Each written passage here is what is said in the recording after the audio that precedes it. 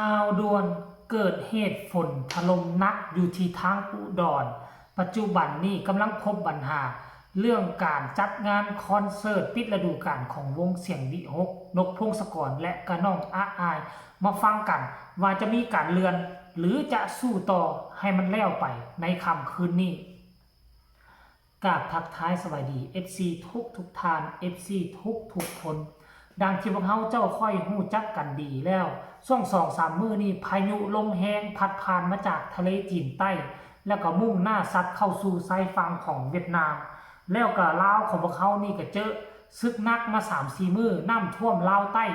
4-5 จังหวัดถึกน้ำท่วมเบิดเวียงจันทน์ก็ท่วมบางเขตบางม่องแล้วพี่น้องทั้งฝั่งหนองคายอุดรเรานี่เป็นต้นก็ได้รับผลกระทบจากพายุลูกนี้ซึ่งมาจากทะเลจีนใต้เช่นเดียวกันแต่ว่ามันโชคร้ายไปก็คือมื้อนี้ค่ำคืนนี้เป็นมื้อที่ปลื้มปิติยินดี FC ทั่วฟ้าสารทิศพากันมุ่งหน้าลางไหลเพื่ออยากจะมาให้กำลังอกกำลังใจทีมงานของเสียงวิหกแต่ว่าฟ้าฝนบ่เป็นใจเลือนมาแล้วม่องทำอิฐเข้ามาสู่ม่องที่2ก็คือทั้งบอสนกพงศกรกับบอสนุเขาก็เตรียมใจเอาไว้แล้วแหละว่าบอลเก่าหั่นขนาดฝนบ่ตกพื้นก็ยังแซะ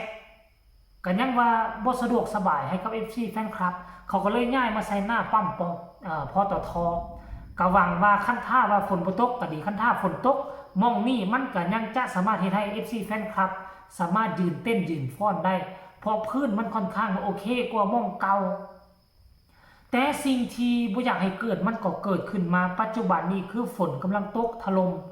ลงมาแบบยังบ่คาดสายท่านผู้ชมเอ้ยแล้วก็หลายคนก็ซักถามมาว่าหรือว่าบอสนกจะหยุดบ่จะเซาบ่จะเลื่อนเอาไปมือใหม่บ่แต่ว่าเมื่อประมาณ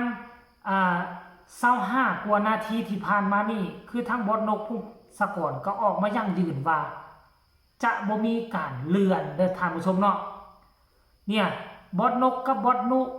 บ่เลื่อนวันปิดฤดูกาลนะครับเล่นคือเก่าแต่พี่น้องหอบใจมาตั้งแต่ไก่กะยังมาคนน้อยกะบ่งึดแต่พวกค่อยจ้างหมอลำมาเบิ่งเล่นยังจ้างขอกำลังใจจากพี่น้องตอนนี้เศร้าแล้วเด้อว่าสั่นเศร้าแล้วมาเด้อพี่น้องมั่นใจอยู่แล้วว่าซั่นโอ้ยตกบางกี้นี่ปัจจุบันนี้เศร้าแล้วว่าตี้ท่านผู้ชมเนาะโอ้โหอันนี้ก็น่าเห็นใจเด้อท่านผู้ชมเจบ่ลาวก็น่าเห็นใจ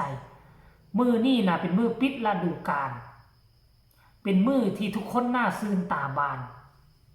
ทุกคนยินดีน่าซื่นตาบานจะได้เห็นพ่อฮักแม่ฮักพี่ๆน้องๆหลั่งไหลกันมาแสดงความยินดีแล้วเฮ็ดจังใดได้ฝนดันมาตกแบบนี้มันก็เฮ็ดให้รู้สึกท้อใจอยู่ได้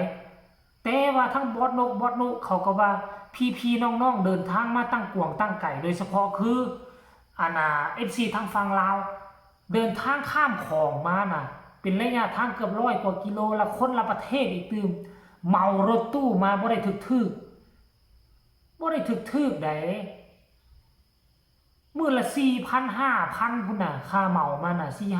4-5,000 เพราะฉะนั้นแล้วการที่บอสนกยืนยันว่าจะสู้ต่อเนาะยืนยันว่าจะสู้ต่อก็หวังว่าฝนมันมาหานี่แล้วมันก็จะบ่มาหาที่2เนาะท่านผู้ชมก็คิดว่ามันน่าจะหยุดและก็สามารถแสดงได้เพราะว่าการที่เฮาเฮ็ดงานปิดฤดูกาลนี่มันซัดกันสอดแจ้งได้เนาะซัดกันสอดแจ้งมันตกมันก็ต้องฮู้จักหยุดแม่นบ่ล่ะมันหยุดเฮาก็แสดงต่อเพราะฉะนั้นแหละท่านผู้ชมเนาะบัดเนี่ยเดี๋ยวนี้ก็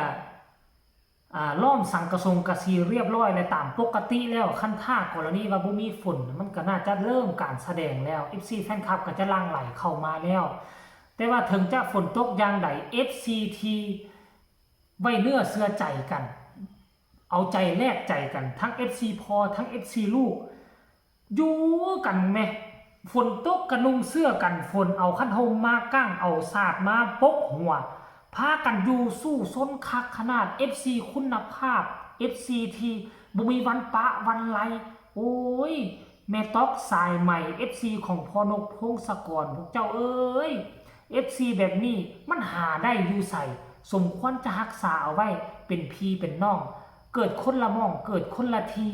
แต่ว่าเกิดมาชาตินี้ได้มาพบมาพ่อกันแล้วนี่แล้วขอให้ฮักขอให้แพงกันแบบนี้ตลอดไปเพราะว่าทั้งแม่ต๊อกสายใหม่เพราะว่าทั้งนกพงศกรทั้งทีมงานของเสียงวีฮกเนาะจงฮับจงห่อง XC เรานี่เอาไว้เด้อท่านผู้ชมเด้อก็ขอให้ทุกคนสนุกสนานอย่าลืมเด้อคันถ้าฝนตกแล้วเฮาบ่หนีเข้าโฮมเฮายอมเปียกแล้วบัดนั้นความสนุกมันสิมาเฮาจะได้ลิ้นกับตุ่มเต้นกับตุ่มเสียงดนตรีกระแทกมาฝนตกใส่หัวทางเท้าเฮาก็เคลียร์ตุ่มลิ้นแล้วมันจะเกิดความสนุกสนานขึ้นมาทันทีแต่ถ้าหากว่าฝนตกในนึงแลนเข้าโฮมฝนตกในนึงแลนเข้าโฮมจากความจะสนุกสนานมันจะกลายเป็นเรื่องเศร้าเรื่องเหงามันจะบ่สนุกสนานเพราะตกมาละแข่งมันโลดเพราะว่ามื้อนี้เฮามาคือเฮามาแต่กวงแต่ไก่แล้วเฮามาเพื่อจะสนุกสนานถ้าเฮาบ่อยู่ศิลปินที่เขาฮู้จักเฮานี่เขารอท่าให้เฮามาเต้นอยู่หน้าเวทีนี่คนขึ้นไปห้องมันก็จะบ่มีความยิ้มแย้มแจ่มใสมันก็จะง่วงจะเหงาซั่นตัวเพราะฉะนั้นแล้วมีกำลังแม่แฮงลักที่ว่าปักลักอยู่นี่บ่ไปใส่คือตอกเสาเข็มแล้วคือทีมงานแม่ตอกแล้วก็ทีมงานของบอดน้อยอ้ายปัจจุบันนี้คือตอกเสาเข็มแล้วแม้แต่พายุจะมาพัดเอาต้นไม้ไปทีมงานเรานี่กะจะบ่มีวันย้ายออกจากหน้าเวทีถ้าบอดนกพงศกรบ่สั่งหนีให้ยกย้ายเลื่อนไปมืออื่นท่านผู้ชมเนาะโอ้อันนี้สุดยอดหลายเด้อสุดยอดหลายถูกไหมฝนตกพร้อยปล่อยอยู่นี่ท่านผู้ชมถูกไหมสุดยอดท่านผู้ชมเว้ยคือทีมงานของเมต็อกนี่บ่ธรรมดา